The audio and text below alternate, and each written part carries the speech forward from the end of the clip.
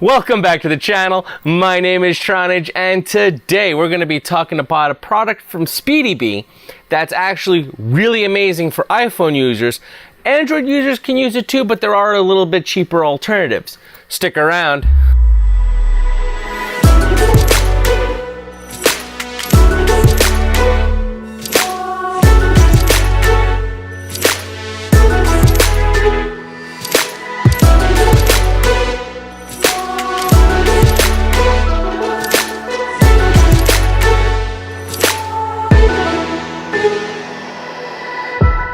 This thing in my hand is freaking awesome.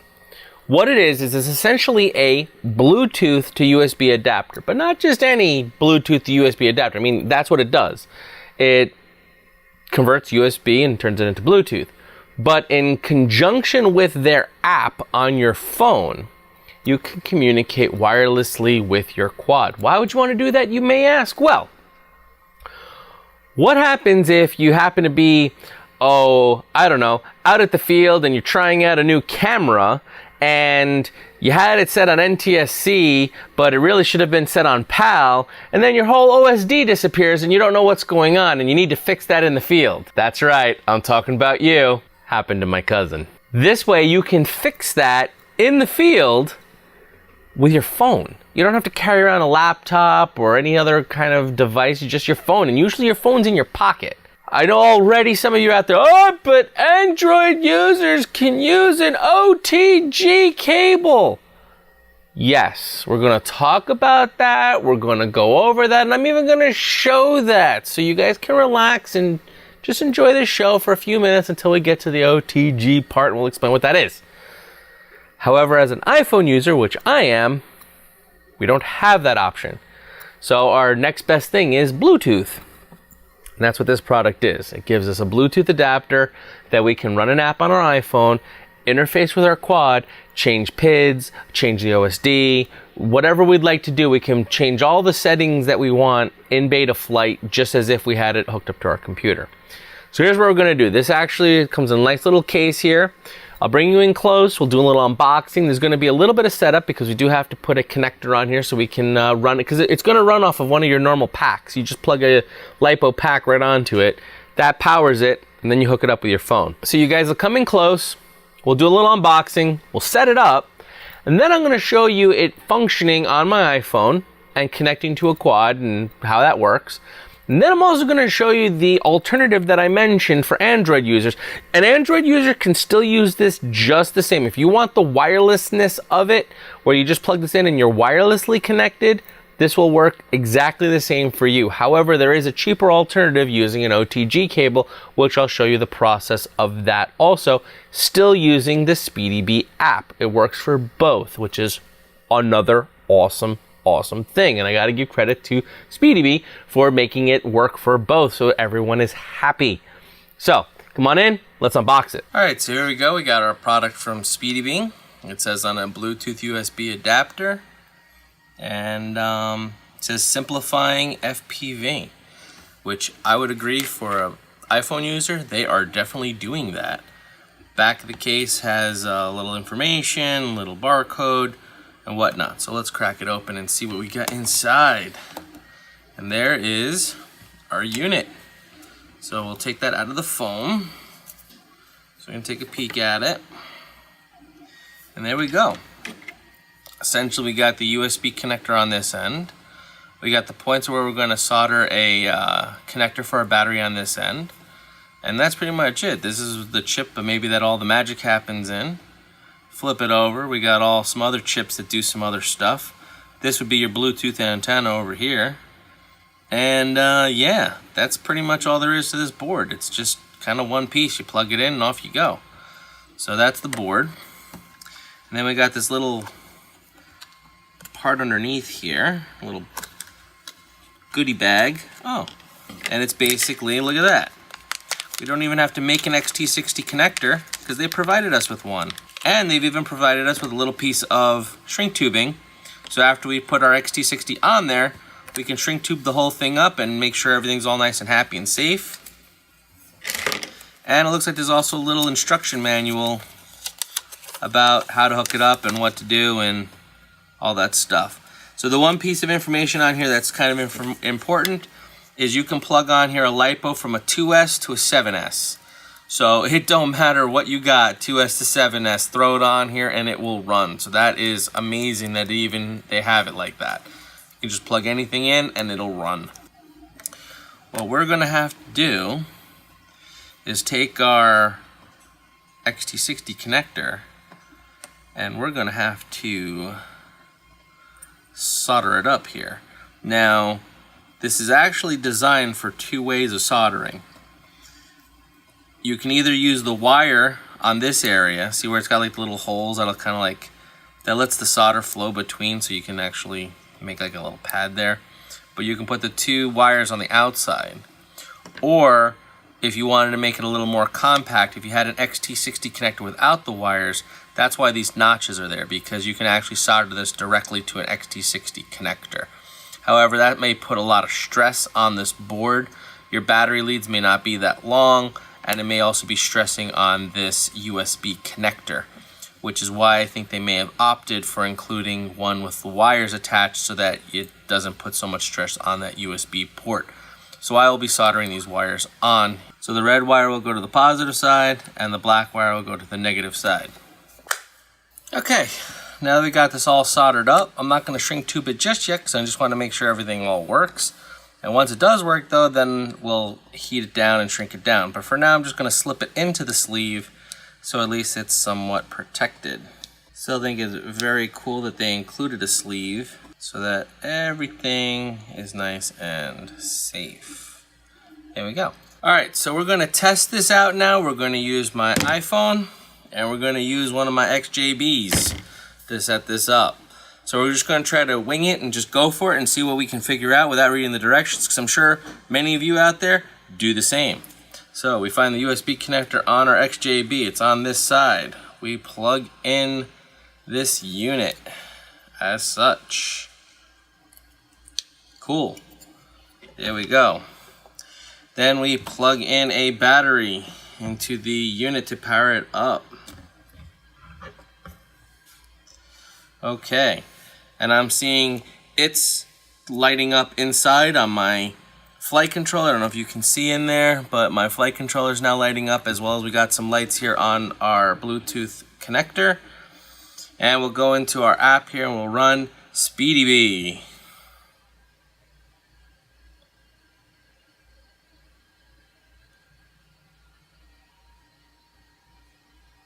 Okay. Tap to start scanning.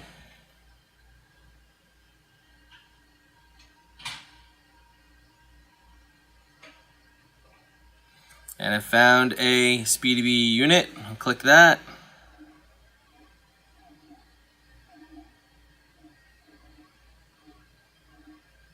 And boom, we are in. I can go in, I can show you my PIDs. Let's see, let's look at the OSD first, see if it really is live. Yep, it's the HGLRC XJB. That's how I have my OSD set up. Exit full screen. We can go into, let's see, our ports. They're all set up. You can change them. We can go into the configuration tab. We can change all this stuff. Look at this. It's everything in Betaflight. Everything you wanted to do is right here. You want to check your battery voltage settings. Boom. They're all here.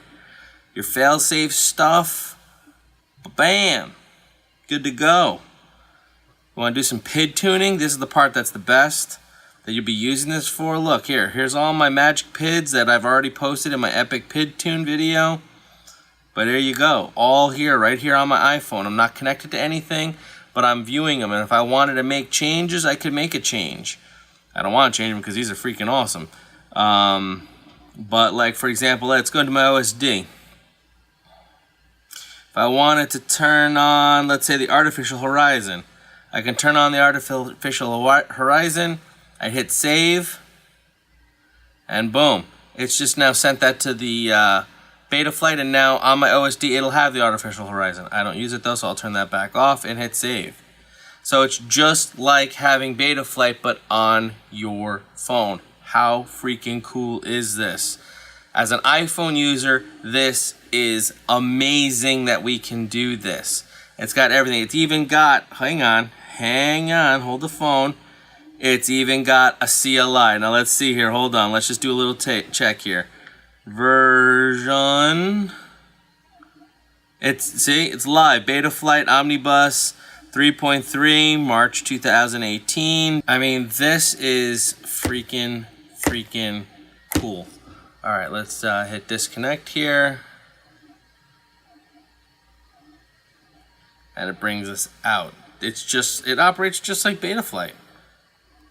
That is freaking awesome stuff right there, I have to say. Now, I did mention to you with Android users, there is a different option. Now, you can use this just like I did on my iPhone with an Android device, and it would work just the same. However, Android devices have a little bit of a different option they can go for that's a little cheaper. You can use what's called an OTG cable. And I don't remember what OTG stands for, but it basically is a kind of a cable that instead of your phone receiving USB, it gives USB, kind of a thing if you want to think about it. Some phones when you buy them come with it, some don't. What I bought is this. This is an OTG converter cable, meaning this end has the USB that we all know and love. That would go to your phone end. Then it gives you a standard USB port, and into that standard USB port you can put whatever would be your USB item. So my USB item is another wire that's going to go to this quad, this XJB sitting right here. So I'm going to hook this up like this. And now this is just a standard, USB micro cord here. Plug this into the flight controller as such. There we go. So now I have a way to go from basically micro USB through to the OTG converter, and again back to a micro USB. And now here's Speedybee on my Android device that I happen to have. And when I plug in to my normal little charging jack on the bottom with my little OTG cable, what I can do is instead of scanning for Bluetooth, which is this Bluetooth icon, which would look for the device that we just did with the iPhone, I instead can do it with USB, which is this one right here. So I just click USB, it'll start to scan. It's found the serial driver, you click that, and oh look, it's all familiar once again on my Android device. So I can do the same thing. I can go over here, I can go to the CLI, and we can type in version just to show that it is live, and then we can hit send, and you see it reported back the exact same version from the other one. So the difference that you're looking at here right now is going to be in the price. This unit is about $20. There'll be links to all the products in the description below. And please, if you're going to make a purchase, I appreciate you clicking those links because it helps support the channel. It gets us a couple bucks, and I hope I get some good content to you in return.